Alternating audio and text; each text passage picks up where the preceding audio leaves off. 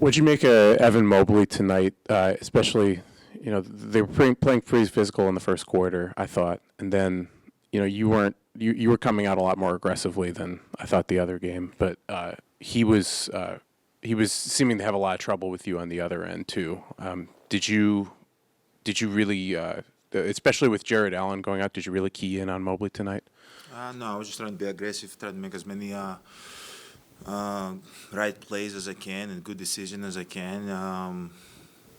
Obviously you're gonna make reads. You're gonna try to put the defender that you want to go at. But at the end of the day, I feel like Mobley and Allen are pretty similar. Both 7 foot, really long, can block shot, can move their feet. So it doesn't really make a difference. But at the end of the day, if you have the opportunity to be able to kind of, put them in put them no, it's okay. Put them in a position that they have to move their feet and they have to kind of follow you in a dribble handoff, screen, guard the pick and roll, then you roll, then they have to come back and guard you. Just keep them moving. I think it just makes their job way harder because they got to guard the ball handler and me in the role. So you just got to make a decision. So I'm just trying to play good basketball and get my teammates involved and try to be as aggressive as possible. But I wasn't trying to focus in Mobley as much. I was just trying to play basketball.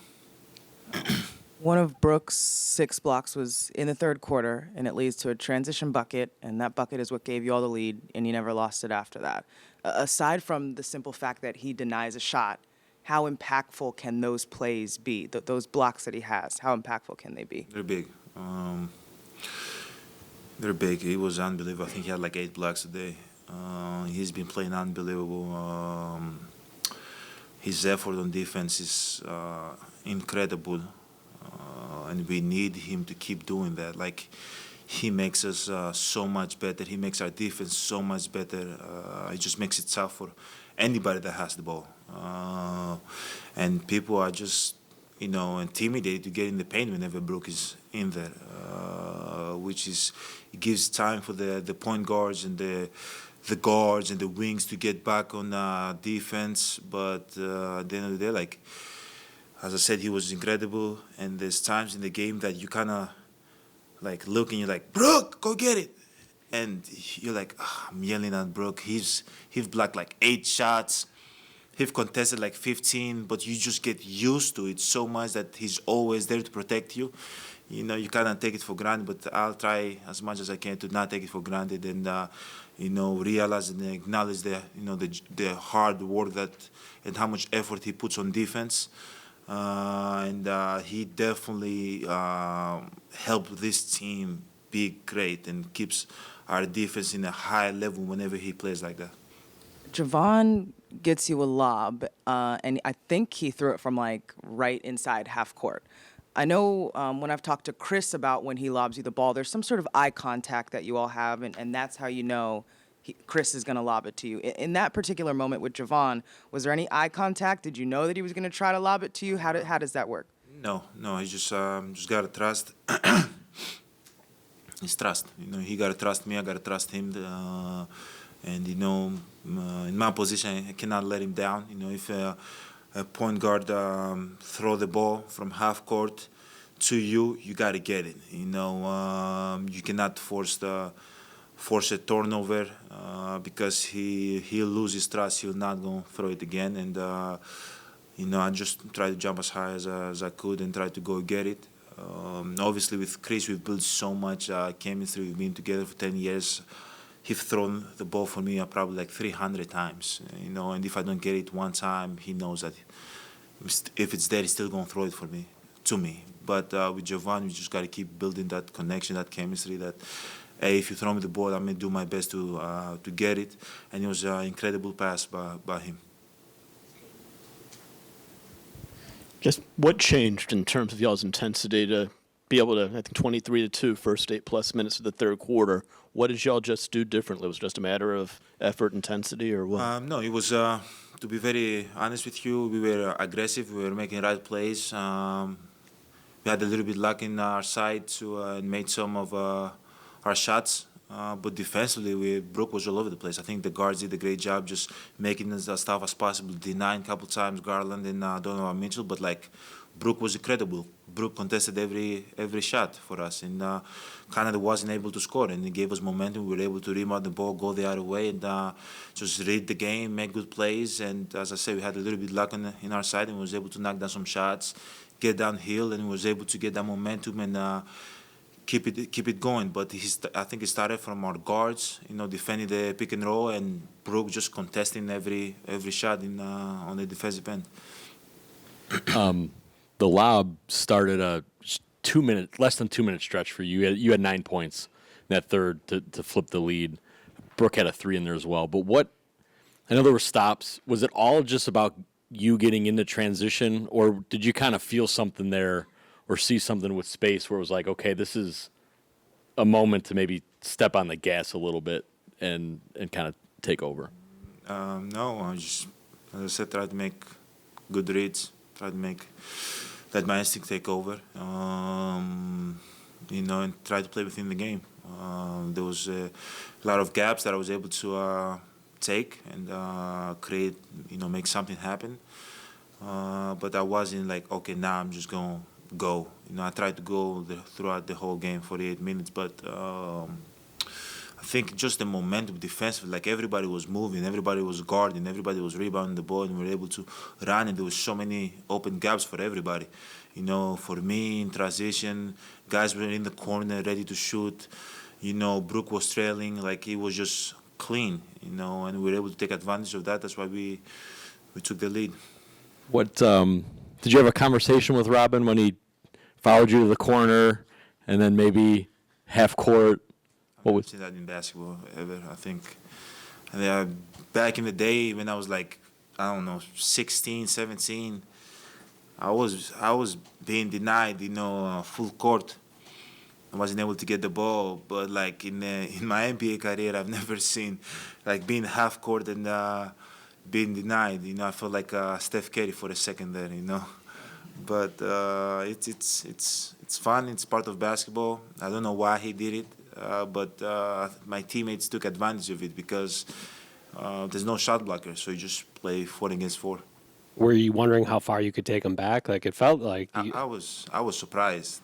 Like I looked at coach, then I looked at George, then I looked at the referee. I was like, what the hell is going on over here? It never happened to me before. But as I said, my teammates took advantage of it. Like I realized, I'm like, okay, he's on me. They can just play 4 against 4, and there's no shot blocker in the paint. Like usually when Robin is there, he's same as Brook. He's just tough to get in the paint. And he wasn't there. I think we were able to score a 3 or maybe score a layup. I don't remember, but I remember we scored. I'm curious for you. I think that was probably the worst 3-game stretch you've ever had from the line, where it's like 4 of 11, 4 of 15, 5 of 12, and then you're 6 of 9 the other night, 10 of 14 tonight. You've messed with your routine a little bit. I know that's not necessarily something you love to do in season, but I'm just curious kind of what you're going through there at the line and kind of what has led to some of the changes you've made and the confidence that you had tonight. Did not make a change. Routine still the same, 1 dribble, spin the ball, 1 dribble, shoot the ball. But at the end of the day, like, how worse can it get? I just trust myself. I believe in myself. I work extremely hard, and there's gonna be days that you're gonna miss, and there's gonna be days that you're gonna make. And I hope that luck is on my side, and I need to make them when it really counts. And I try to learn as much as I can from my mistakes. And obviously, I acknowledge that I think for like 2-3 games I didn't shoot it from the line well, and I'm okay with that. I acknowledge it, and I take responsibility of it, and I own it because that's the only way I can improve and move forward. And try to do better. I work harder. I shoot more. I shoot before the game. I shoot after the game, and I put even. When things don't go well, I just try to work even harder. And sometimes it translates to the game, and sometimes it doesn't. But I'm okay with that. At the end of the day, my routine is still the same. spin the ball, dribble once, and shoot it. And at the end of the day, I'm just going to live with the outcome. I can't control the outcome. I can only control my technique and my mindset and my belief. And my belief is very high. I believe in myself. I believe in the work I've put. There's no fear. I don't miss free throws or 4 free throws or 6 free throws or 8 free throws or 10 free throws. I'm still going to drive the ball. I'm still going to go to the lane. I'm not scared of the free throw line. I'm okay with going 0 for 15. I'm okay with failing, because that means I tried. I'm not okay with quitting, So, I'm still going to be aggressive. I'm still going to try to drive the ball, and I know I'm going to create contact. I know I'm going to get a lot of times in the free throw line and hope that I trust my work and I can knock down some shots. And if I don't, I'm okay. I'm okay with it. Two more, Steven and then Javon.